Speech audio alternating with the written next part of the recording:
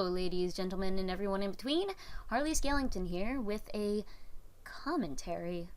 Could this mean I'm actually finding some consistency with this channel? But let's give it a shot anyway.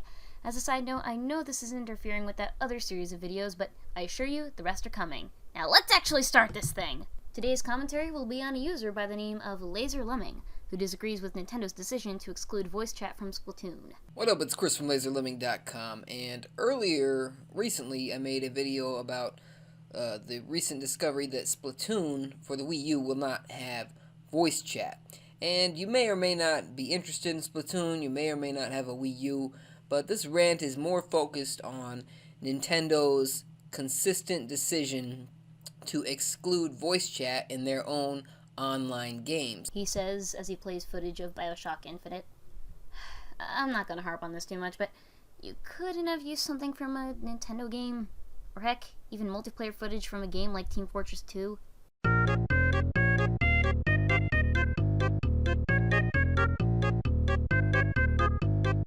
The Wii U gamepad, which has a microphone built into it, has speakers built into it, it has a headset jack that you can plug in for your ear if you want to hear the audio of your friends talking while you talk on the microphone in the gamepad. It was great, right?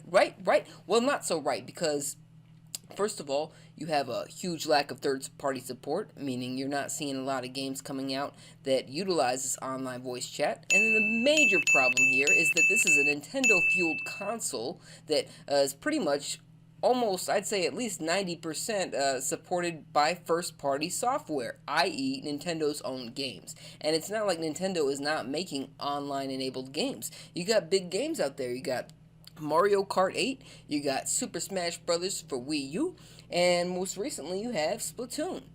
Now what do we have here?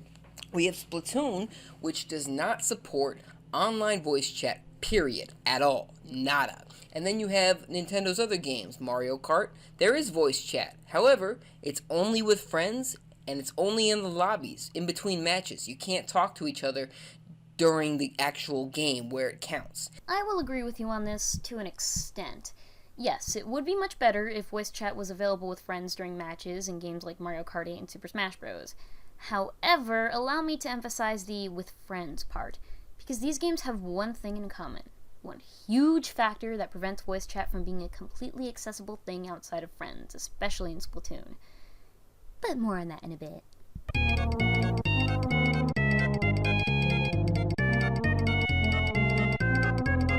Work with each other, to cooperate, and you don't get to do that on a certain level if you don't have the ability to communicate with each other. And Edge magazine has a whole big feature on Splatoon, and one of the head directors of the game, I believe, last name's Amano, he said Splatoon has no voice chat and never will.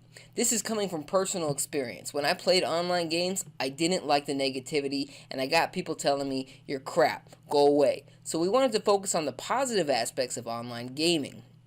So there you have it. The whole reason is because he doesn't want to turn new people away from trying a new game like Splatoon. That is a bad reason. Wanting to create a more positive playing experience for everybody? Pfft, such bullcrap. That is a bad reason. I understand, but Nintendo, for real, the Wii U, it's a hardcore gamer's console. No. It's a Nintendo lover's console. Please don't tell me you're going to. At this point, you're not attracting that new Wii audience. It doesn't matter. Well, hey, I'll give you credit for being a breath of fresh air here. You're probably the first person who hasn't written off the Wii U as a quote-unquote casual console. But appealing to the masses and inviting new people to the world of gaming has always kind of been Nintendo's thing. Heck, Miyamoto himself said that every game is somebody's first. Just because we're getting sequels to older games or remakes doesn't mean that newcomers are automatically excluded. And then you're ignoring other factors, like the ability to mute. Okay, some people might say that, people just go with the default settings and they're not going to know to mute. Well then shit, make the default setting muted and people have to unmute. They have to manually unmute or change a setting so that they can hear other people talk. Or hell, do like you've been doing and make it friends only. But this game needs online voice chat.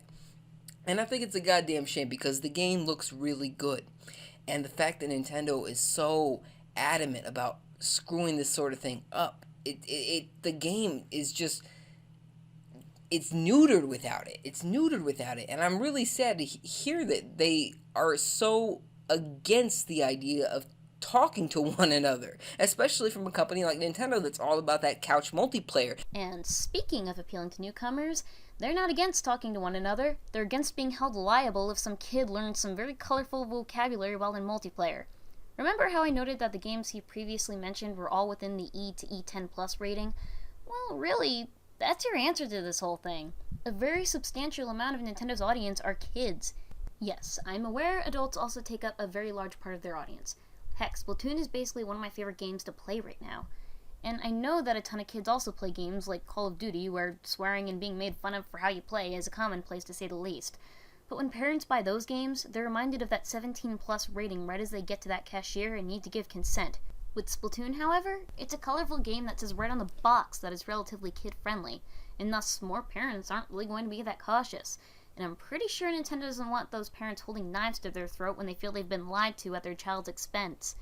I still believe you're right when it comes to the fact that there should at least be voice chat with friends, and the idea to have the chat be muted by default is a good one, I'll give you that. But really, turning it off is something a lot of kids would do as well. I'm not saying I agree with the common soccer mom philosophy of being over-controlling of what your children engage with, but Nintendo's fear of that scenario is still definitely justified. It feels like they're just being dragged into this, like they feel like they're being dragged in to make an online shooter. And that is just so shitty to me, for lack of a better word. It's just shitty. Or they wanted to broaden their horizons by putting a new spin on the shooter genre. And I wish that they would reconsider, because the game looks really good. And this was my worst fear about the game, that it wouldn't have voice chat. But they went ahead and took it a step further. There's not only no voice chat, there's no lobby voice chat either. And, you know, that beyond muting, you could at least make it friends only, something. But I shouldn't have to, like, operate Skype on a computer or a phone just to talk to some friends in this game in order to work around something that you could clearly do. This isn't something the Wii U is incapable of doing. There are games with voice chat, online multiplayer games with voice chat. I played Call of Duty Black Ops 2 a lot with voice chat. I've played some Splinter Cell with voice chat online. It's not impossible. It's very technically feasible. Nintendo just won't do it. But I thought the voice chat feature was barely being enabled by third-party companies. In all seriousness, though, those games you just mentioned target a completely different demographic. That sort of ties in with what I stated before. And I think their reasons are completely flawed. They don't have that new blue ocean audience with the Wii U. They got gamers that have been around controller. They know what they're doing, they know what they're getting into, and Nintendo needs to wise up to that. Every single person who owns a Wii U is a gaming expert, and nobody else plays on it. This is fact. And with the exception of his thanks for watching statement, we are done. I'll give you some brownie points here. You did bring up a couple of ideas regarding voice chat that held some water. But the problem is, you don't even acknowledge any audience that isn't older, hardcore gamers and Nintendo fans, and act like those are the only people Nintendo needs to worry about, when really, that isn't the case at all. To be honest, it would do you good to just look at the issue from another perspective.